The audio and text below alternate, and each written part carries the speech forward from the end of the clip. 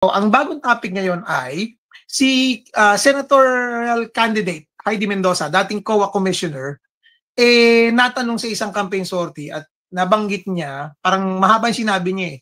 Pero ang naging gist or ang conclusion ng mga nakapanood, anti-same-sex marriage daw siya at anti-SOGI. Pero nabasa ko yung mahaba niyang post it turns out, mas hinahanap niya na palakasin yung institutions. Lalo na, di ba, Mog, ang hanap ng mga advocates ng same-sex marriage, paano naman yung dalawang same-sex couples o isang lalaki sa lalaki nagmamahala, nagsasama, pero wala silang protection under the law. Kasi nga, hindi recognize yung pagsasama nila eh. So, ang sabi lang ni Heidi Mendoza, ni dating COA Commissioner Heidi Mendoza, na palakasin natin ang mga institutions, ang mga safeguards para not necessarily marriage yun, magkaroon sila ng civil union. Pero naging reaction ng mga influencers na sumusuporta sa kanya na karamihan ay mga bading, hindi na rin sila susuportahan. Kasi sabi pa ng isang sumusuporta sa kanya, paano mo susuportahan ang isang taong ayaw kang ipaglaban? So, may mga nag-comment na rito, Mogs, na parang may makikita ka bang perfect na kandidato? Na lahat ng gusto mo mag-check out, lahat ng gusto mong mga batas na ipupush nila lahat ilalabas nila, ipapakita nila, di ba? Ano sa tingin mo? Alam mo, unfair yun para kay Heidi Mendoza, no? Kasi, alam mo, totoo lang siyang tao, di ba? Talagang, kung ayaw niya yung same-sex marriage, hindi yun isang dahilan para umatras itong LGBT community pagsuporta sa kanya. Ano ba mas mahalaga? Ang kapakanan ng LGBT o ang kapakanan ng buong bayan? Yun! Kasi ang kapakanan ng buong bayan, ang pinaglalaban ni Heidi Mendoza. Ngayon, ang LGBT ay isang special sector lang. Na maliit lang ang ginagalawang sa ating lipunan. Dapat maging flexible din ang LGBT community na ang importante ba ay ang pangalagaan ang pondo ng bayan o ang interes ng LGBT. Nang tutuusin maliit na sektor lang sa ating lipunan, Hindi naman sila nakakarami, So dapat sila mag-adjust kay senatorial candidate Heidi Mendoza. At naniniwala man ako na hindi naman talaga against sa same-sex marriage si Heidi Mendoza, kundi gusto lang niyang gumawa ng batas, kung siya ay nasa Senado na bigyan ng proteksyon, Alam mo, masyadong sensitive kasi itong ating mga LGBT community, Pagkatalawas sa kanilang interes, ayaw nila, Dapat, masyado silang entitled sa kanilang tingin ko, hindi dapat ganon, Dapat ang isipin nila ang kapakanan ng buong bayan, Mali din naman na bigla ka na lang mag-withdraw dahil hindi mo lang nagustuhan sa isang issue ang isang kandidato. So, dapat po ay malawak ang ating pag-iisip at malinaw ang ating pinaglalaban. Ang ating pinaglalaban po rito ay ang good governance. Yun! Transparency, accountability. Yan pong importante. Hindi po yung paanan ng mga isang sektor lang sa ating lipunan. Sabi mo nga, Mogs, bakit iniisip lang nila yung kanilang sarili? May mga nakikita nga rin yung comments sa Twitter na sinabi ng ibang mga, mga gays and lesbians din. Sinasabi nila na, bading ako, pero hindi nyo ba naiisip na there is a bigger picture na dapat pag-usapan? In fact, yun ang sinabi ko sa may tweet ko naiisip ba, nakita ba natin yung resulta ng mga surveys recently? Yung mga pangalan na nagtatap sa surveys? At alam ba natin, lalo na itong mga LGBTs na nagagalit kay Heidi Mendoza, alam ba natin na kung paano nagtap yung mga taong yon? Ano yung mga sinasabi ng mga boboto sa kanila? Kasi memory recall ng mga pangalan. Hindi pinag-uusapan yung mga plataforma. Hindi nila sinabi na, ay, kukunin ko yan kasi ito yung plataforma niya sa gobyerno. Diba? Paano ba nanalo si Robin Padilla? Si Willie Revillame nga ang taas-taas, di ba, sa survey, pero walang plataforma. Lalayo pa ba tayo? Yun na lang So, kung ganyan tayo mag-isip, na hahanap tayo ng isang kandidato kasi perfect na perfect siya sa lahat ng gusto natin about him or her, eh talagang pupulutin tayo sa kangkungan sa next 3 years ulit. At ano ba yung mangyayari diyan sa impeachment trial? Dapat yun ang iniisip nila, no? Yung impeachment trial ni Vice President Sara Duterte. Sino yung uupong mga senator judges diyan? Tsaka yung karamihan ng merong mga tumatakbong kandidato sa Senado na may mga kaso ng katiwalian, di ba? Dapat yun ang isipin natin na wag nang iboto itong tumatakbo sa Senado na merong bahid ng korupsyon, no? Dahil alam mo, pag nanalo yan, gagawin uli nila yan, di ba? So, ang iboto natin ay yung mga taong may malinis sa puso, no? Yung talaga magsiservisyo sa ating bayan, no? At protektahan ang pera ng gobyerno. Kasi ngayon, nakikita ko, walang politiko na talagang babantayan ng kaban ng bayan, kundi para lang sa lang interest, no? Kaya nakita niyo naman kung ano nangyari sa ating 2025 budget, no? Correct. Tinanggalan yung PhilHealth, tinanggalan yung ibang ahensya, parang ilagay sa ayuda. So maling-mali po yan, no? Dahil ang ayuda, hindi mo alam kung talaga nagamit sa tamang paraan, no? Baka may pera doon, pero hindi naman talaga napunta sa mga tamang tao, no?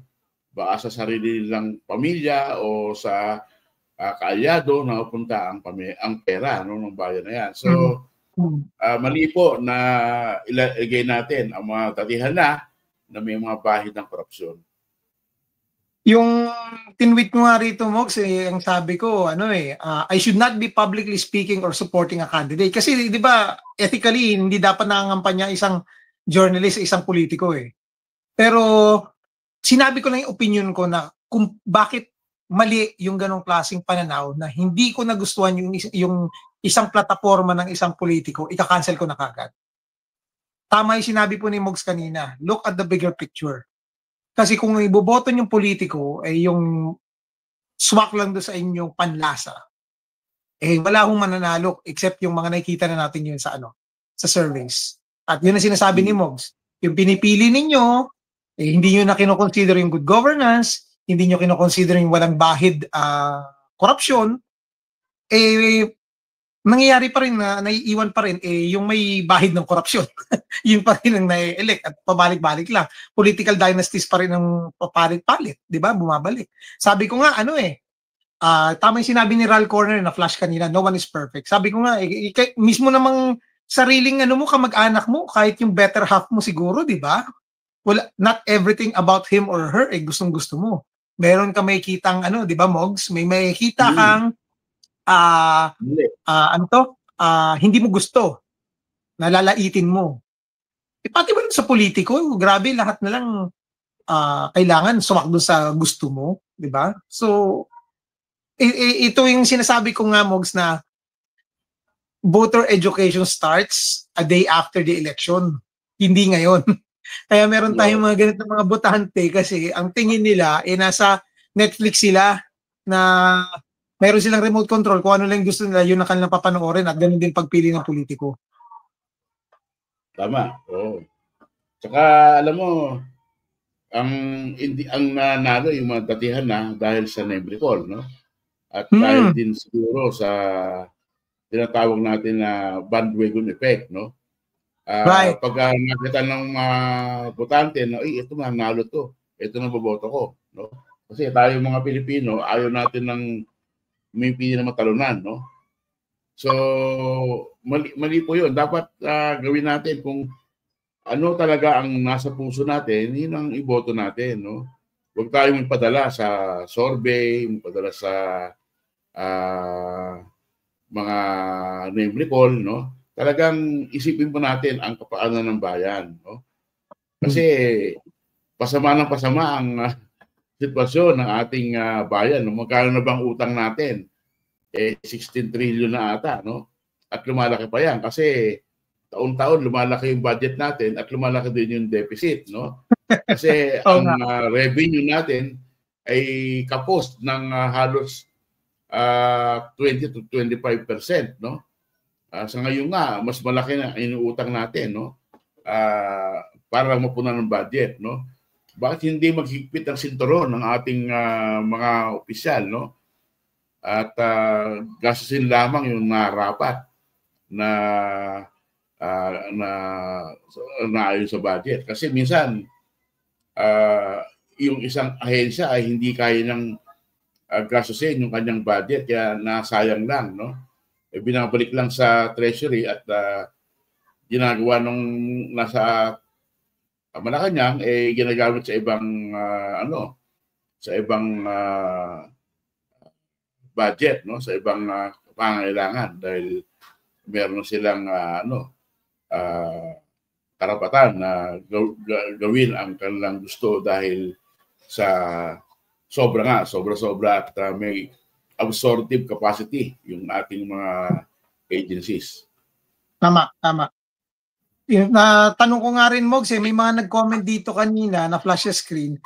Paano daw kung yung kandidato known na corrupt pero same-sex marriage? Suportahan ba ng LGBT community?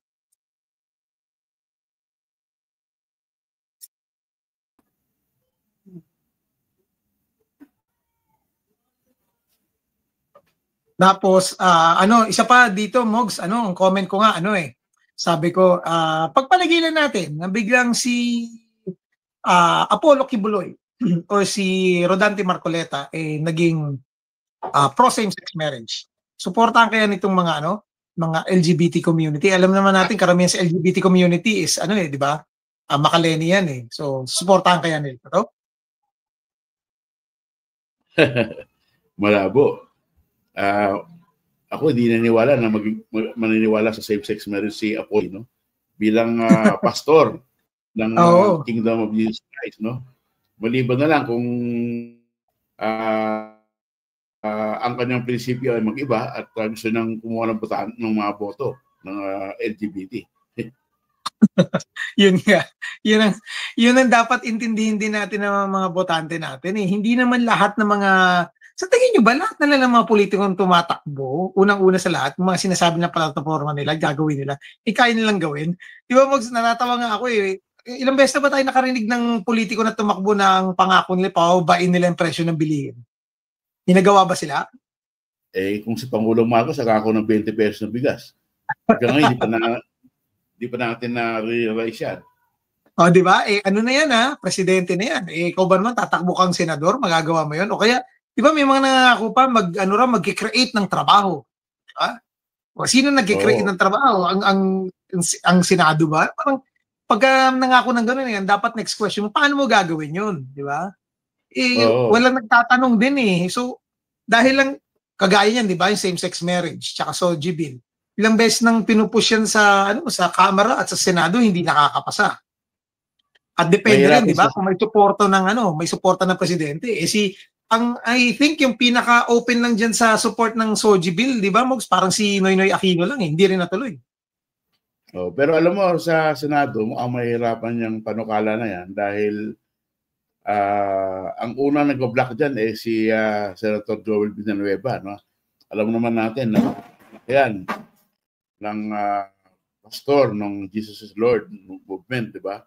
Kaya talawas sa kanilang paniniwala, sa kanilang doktrina, doon sa kanilang simbahan, ang same-sex marriage. At na yung yung sa LGBT, no? Although pag usapan mo yung karapatan, dapat lang siguro na protektahan natin. Kasi iba po ang karapatan doon sa sinasabing religious practice, no? Ng ating mga simbahan, no?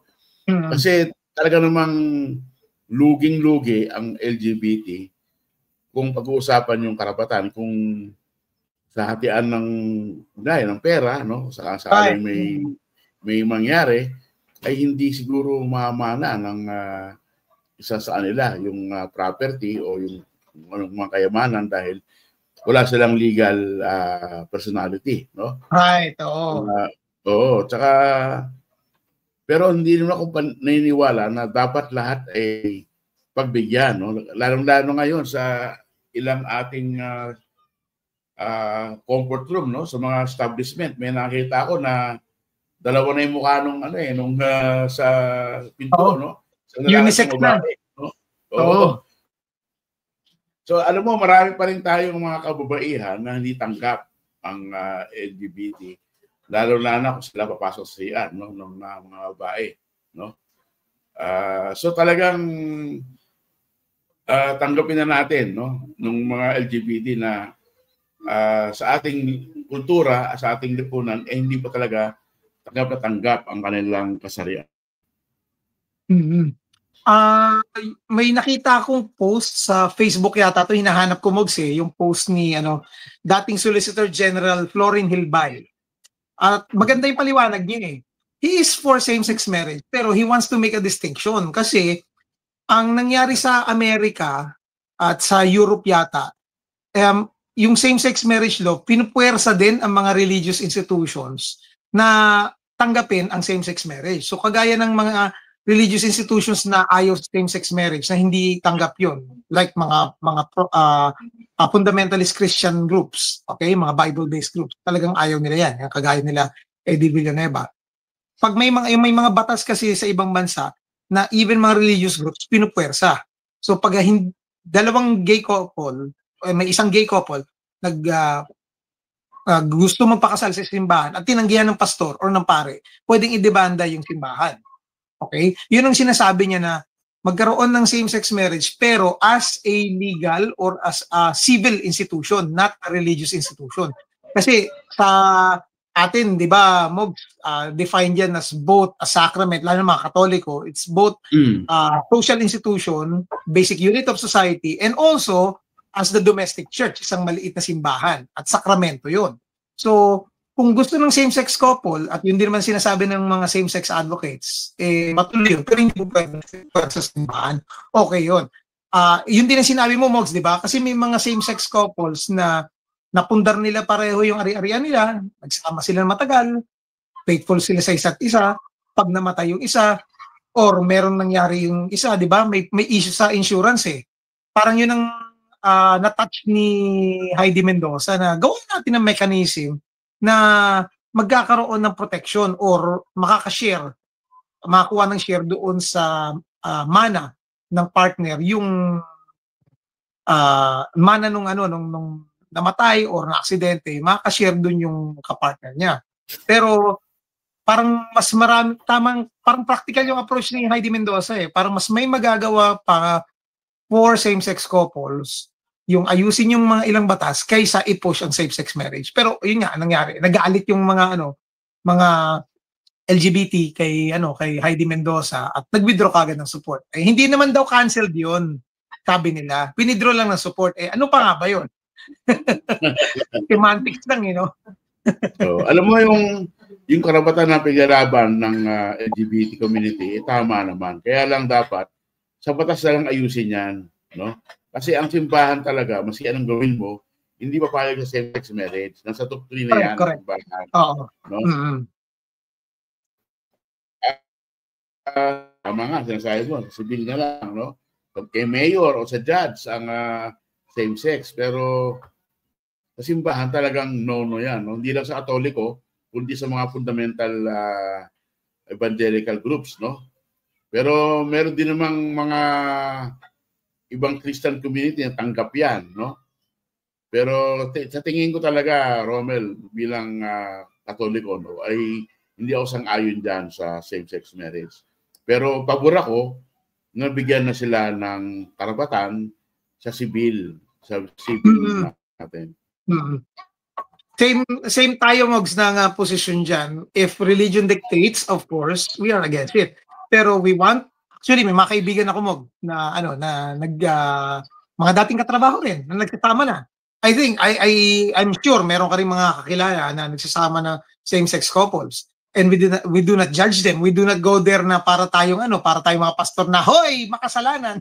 Hindi natin sila ginaganon. Okay? So, pero naintindihan natin yung kanilang kalagayan na kailangan din nila ng mga protection sa batas. Alam mo, Romel, may mga classmate ako nung high school, no? Na nagpaasal sa New Zealand, no? Same-sex marriage kasi doon legal eh, no? Oo. Kaya alam ko yung isa naman nagpaasal sa Switzerland, no? So tanggap naman namin itong mga classmate namin na nagpaasal sa sex marriage, pero siguro hindi na namin pinag-uusapan pagdating sa religion yung ganitong practice, no? Kasi namin na umu-open sila at masaktan, no? At dahil din naman na nirespeto nila yung aming opinion, no? Tungkol sa bagay-bagay na yan, no? Pero dahil kakaibigan kami, wala sa amin kasi as long as happy sila, no? At meron silang proteksyon sa kanilang mga karapatan, siguro tama na yun. Pero kung pipilitin pa nila na magpunta sa simbahan, ay talagang hindi talaga mangyayari yun. Right. Well, masyadong emotionally charged yung issue na yan. Pero again, ibabalik natin dun sa may issue. Bakit mo ika-cancelin ang isang kandidato dahil lang dun sa isang posisyon niya? Tama yung sinasabi ni Mogs kanina. Tignan po natin yung kandidato, yung kanyang track record, saan siya nanggaling. Unang-una, member ba siya ng political dynasty? Ako, Mogs, non-negotiable na yun. Basta political dynasty ka, X ka na. Ginawa niyong family business ang politika eh. So talagang, kahit maganda pa yung yung sinasabi mong plano mo, lalo na kung obese dynasty ka, diba? Tingnan mo lang sa Senado eh. Tatlong, yung kapatid ni Raffy Tulfo gustong sumama sa kanya. Di tatlo sila magkakapatid. Ano pang nangyaring ron, debate doon eh. Mag-usap na lang sila parati sa group chat nila sa pamilya. Sabay-sabay silang buboto sa sa isang panukalang batas, di ba? Nung nagpunta kami ng Mogs, nung National Museum, di ba nandyan pa yung lumang session hall ng Senado. Sinabi ko sa mga estudyante ko, can you not feel, sabi ko, yung legacy nitong lugar na to? Imagine mo, in this very same hall, sabi ko, na-defeat ang US Bases Treaty. Diba? Tapos yung mga magagaling na mga senador, kagaya nila Recto, nila Jokno, nila Ninoy Aquino, nila Miriam Defensor Santiago, dito sila nagdedebate. Tapos makita mo ano yung Senado ngayon, di ba? May isang senador na habang nakikinig sa hearing, nagsusuklay ng bigote. Hindi pa nga bumuo eh. Nasa Netherlands pa, nagpapanamig. Di ba? Ano ba trabaho niya doon? Ayaw simulan ng impeachment trial dahil busy daw. Yung pala, nandun lang, nagbabakasyon lang. Pera niya ba yun? Ganun pala kalaki ang pera, di ba? Para para ng isang senador, kagaya ni Robin Padilla, nandun siya sa ibang bansa at nakatambay lang. Tama, oo. Dapat magtrabaho sila dito, no? Mukhang nag-i-enjoy sa weather eh. Malamig kasi ron. Dito napakainit na eh.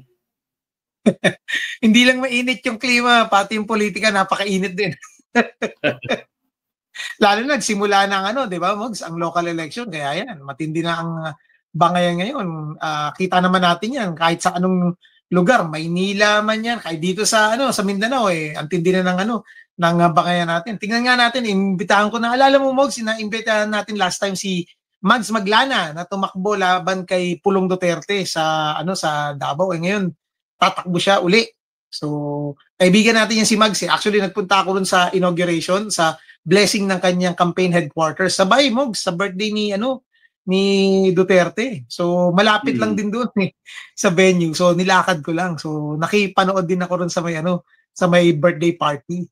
Kuha ng picture, in-upload ko nga sa aking social media accounts. So, pumunta ako doon at naipagkita kay Mags. At tingnan natin kung maimbitahan natin siya sa Sabado para kamustahin siya sa kanyang kampanya. Na-feature siya kamakailan lang ng Rappler. Tumatakbo din si yung kapatid ni Nograles, di ba? Ni Carlo. Si Carlo. Pagka-mayor. Tumatakbo rin ata uli si interview namin ito nila Ipe tsaka ni Christian, si Roy Elias Lopez. Pero ang matinding kalaban ng anak ni Pulong yung sa 2nd District, yung mga Garcia, di ba? Oo. Kasi ang ginawa rin ng mga Duterte, lahat ng distrito, pinwestuhan nila So, mga anak ni Pulong ang tumatakbo ngayon. Yung isa yung barangay captain. Ang description sa akin, Mogs, ng ng mga estudyante ko nakatira doon sa barangay niya, itong anak ni Pulong na barangay captain, never mong nakita sa barangay hall, never mong natsyempuhan. Pagka nagpapirma ka ng mga dokumento, parating 4. Either barangay secretary or number 1 kagagawa yung pumipirma. Sabi ko, paano nyo nung makikita doon? Pag tinignan nyo yung kanyang Instagram account, puro lang biyahe ng biyahe. Nangingibang bansa parati. O, yan ba yung yung simple lang na pamilya? Parating nangingibang bansa. Oy, Arnold de Guzman, good evening din sa iyo. Sino yung kaibigan natin, Mogs? Sorry yung kaibigan natin na nasa may jeep, si Sherwin ba yun? Yung nakikinig sa atin pag nasa jeep siya papuntang Trinoma. Nakita ko kanina yung comment niyo. Si Sherwin nga, ito, Sherwin. Hello, Sherwin. Baka narinig tayo uli ng mga mo, ng mga kasamahan mo dyan na pasahero sa jeep. At meron din pala akong ibabatiin dito, Mogs. Kapatid ni Lay San Diego, si Gianna J. San Diego. Shout out. Oh. Yeah. Alam mo, hindi ka na babatiin. Nanonood siya ngayon, Mogs eh. Sabay sila nanonood ng ate niya. Hello, Gianna. Dapat nag-comment ka para ma-flash natin yung name mo tsaka yung yung comment mo sa screen. Yan, si Ray Ramos nanonood. Oy, suki natin to sa Cagliari, Italy. Oy, marami po sa inyo nagpadala sa amin ng message. Pasensya na po, nagmamadali tayo ngayon. Pero hindi ko po kakalimutan yung mga nagpadala sa atin ng ayuda kasi tayo daw mga bayaran, Mogs, di ba? At pasensya rin po at wala si Sec Lab ngayong gabi. Mukhang naipit din sa ilang mga appointment niya. Pero next Saturday po, alas 7 po tayo uli ng gabi. Okay po? So thank you muna kay Doc Tilip. Nagpadala ng 50 pesos, super sticker. Si Ivan Serao nagpadala ng 100 pesos na super sticker. Si Loretta Paderes, ating kaibigan at suki, nagpadala ng 7.99 Australian dollars. At si Nash Fabros, ito, kaibigan din natin, nagpadala ng 4.99 US dollar super sticker. Maraming salamat po sa inyong mga padala. At may mga pahabol pa si Midas Delan. Shout out from Amsterdam. And that's sabi ni Sherwin. Yes sir, loud and clear. Ang saya-saya. Narinig ng jeep. Dennis Ang, good evening sa iyo and salamat din sa iyo Banat Boy sa mga suki natin na nanood ngayong gabi. Okay, marami pa tayong pwedeng pag-usapan pero inabutan na rin po tayo ng ating oras. Kailangan ko rin po umalis dahil meron pa po akong serbisyo sa aming kapilya. Pero magsama-sama po tayo uli itong darating na Sabado. Of course, next week po, ang last natin ay Miyerkules. Miyerkules Santo. Holy Week po kasi. So ang last po natin noon ay Miyerkules Santo at medyo religious naman yung ating topic for next week, okay? Pero definitely wala tayo sa sa Sabado de Gloria, okay? So magkikita-kita ulit tayo sa Easter Wednesday. Ganun yung magiging schedule natin. So next week, una muna itong Sabado, meron tayo regular. Then sa next week, Holy Wednesday, meron tayo. Yun na yung last natin, okay? Ed Barceliano, shout out from Barcelona. Naku, mga pagkain ng Spain na yung paella. Ay, miss natin yan. So, ngayon, di ba yung Sagrado Pamilya? Hello, Nika. Yung simbahan, yung Sagrado Pamilya, hindi pa tapos. Oo nga, hindi pa tapos. Pero actually, Mogs, gustong-gusto ko sanang gawin yung Santiago de Compostela pilgrimage, yung Camino. Yung Camino. Pero tayo sa puso sayang, isa sa mga pangarap ko talaga yun Pero in God's time, makapunta tayo siguro sa Holy Land. Yan ang isa sa mga gusto kong puntahan. Salamat Ray Ramos sa 3.49 euros na pinadala mo. Thank you. Sa ating mga kaibigan na nagpapadala ng inyong mga suporta. Thank you very much. At hindi po namin makakalimutan ang inyong suporta sa amin dito sa The Press Room. Okay, meron pang tanong dito. Tito Manny, may pag-asa po ba yung source nyo na in charge sa quota system sa WOD ni Duterte mag-witness sa ICC trial? Naku, ang mga kinukuhang witness po yung mga siguro pamilya ng biktima, no? Ng EJK. So hindi po natin alam, no? Pero kung meron mang kukunin sa mga journalist na nag-recover ng walong drugs, malamang yung kasama ko. Kasi nasa London siya malapit-lapit sa Netherlands. Oo. At saka pag ganyan naman, Mogs, di ba, kahit naman sa local courts, ang interview yung primary witness. So, yung nakasaksi talaga. Like yung kamag-anak, o di ba? Or yung mismong biktima na nakasurvive, yung primary. Kasi second hand po yun kapag yung mga journalist na. Kasi ang tatanungin ng korte, di yung na-interview mo na lang yung tatanungin ko, bakit ikaw pang kakausapin ko, di ba? Ganun yun eh. In the same way po, di ba, yung mga vloggers, hindi sila nag-interview. Wala sila sa field. So, pero minamaliit nila yung mga journalist. O, kanino kayo maniniwala? Yung mga vloggers na nakaupo maghapon at nagre-rely lang sa mga chismis, o yung mga journalist na naiinitan ng araw lumalabas at ini-interview yung mga primary sources. Okay, pero yun po yun. Pero tayong nakalimutan, no? Yung sa hearing na yan ng mga vloggers. Nilaglag si Harry Roque, ng isang vlogger. Ayun. Actually, maganda nating topic yan sa susunod. Pulburon video. Okay. Tatawa pa nga ako eh. Sinabi niya, bakit daw itong si Pebbles, dati raw anti-Marcos, pero daw ngayon ay masyado raw makadepensa, bootlicker na daw ng mga Marcos. Sabi niya, magkano ba? Magkano? May mga ganun pa siyang tanong. Naisip ko naman, di ba Harry Roque, ikaw dati galit na galit ka rin kay Rodrigo Duterte? Bakit grabe na ang depensa mo ngayon kay Rodrigo Duterte? Ikaw rin kaya ang matanong, magkano ba? Wag mo nang alamin kasi alam mo naman na ang dami pala ng properties, di ba? Na bulgar nung mga hearing ng Pogo. Correct. Kaya nga alam mo, may ka-joint account pa siya. Correct. Yan isa sa magandang topic din natin for Saturday. I-follow up natin yan yung mga pasabog tungkol dun sa Polvoron video kasi nga hanggang ngayon may mga tao pa rin naniniwala na totoo yung video na yun. Napatunayan na nga ng AI yun eh. So, mahirap gisingin yung taong gising na, no, Mogs? At mahirap din naman papaniwalain sa katotohanan yung tao na mas gustong maniwala sa kasinungalingan. Pero kayo po, maraming salamat sa inyong panonood at natitiis nyo kami ni Manny Mogs. At nakakabigay kami ng konting perspektibo sa inyong mga pananaw sa buhay na dito sa isyong pang-political sa ating bansa. So hanggang sa muli.